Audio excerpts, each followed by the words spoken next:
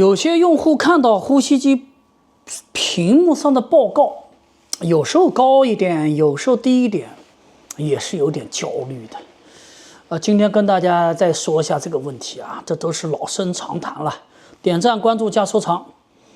首先啊，每个品牌的呼吸机的睡眠报告的算法是略有不同的。我们以前卖瑞思迈的呼吸机卖的非常的多，后来我们开始卖飞雪派克的，就发现一个现象：过去卖瑞思迈的机器，用户如果一个晚上用下来，这个 AHI 值啊是非常低的，一下就掉下来了。但是发现卖飞雪派克的时候，有的时候用户的这个 AHI 值下降的也很多，但是没有瑞思迈那么低。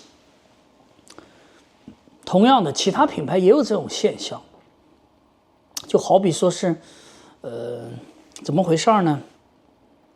其实是一个判断严格不严格的问题，是个算法的问题。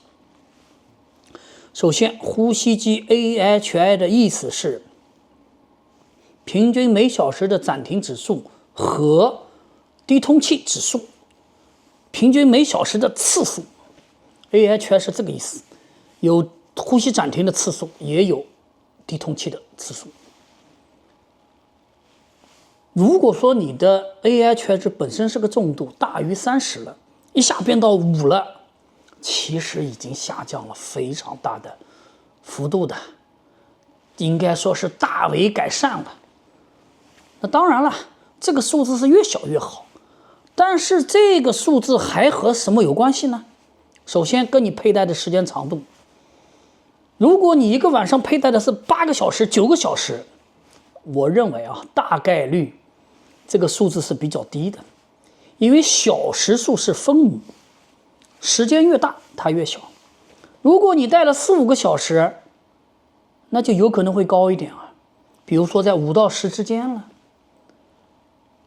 还有一点就是你要把面罩戴好，不要张口，面罩要调整好。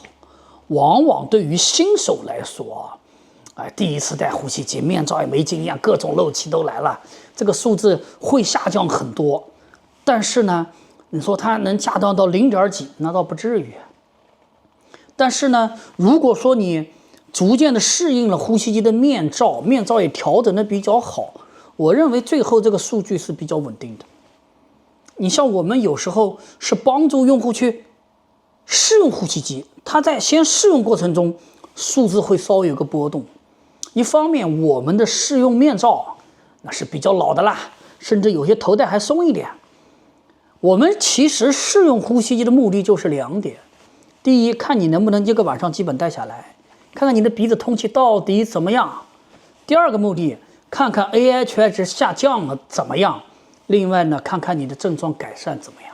这就是我们给大家试用呼吸机这个目的。然后你如果这2点都达到了，你买了新机器、新面罩，你的数据往往是更低的。这个是我们有很多历史经验的。新的面罩头戴更结实啊，粘性更好啊，而且你对自己也有信心啦。你通过试用的过程中，哇，我是能戴好呼吸机的，你没有太大的心理压力啦。这样的话呢，你戴新机器、新面罩，这个数据会更低一点。所以说第一，大家不要焦虑。哎呀，今天是3.6，明天是5.6，怎么又高了呢？说实话，3.6跟5.6没有差别，差别非常的小。总体来说，这么个佩戴结果其实是已经非常的好了。相比你 AHI 30多、40多、50多、70、80的变成个位数，已经是非常好了，已经都正常啦。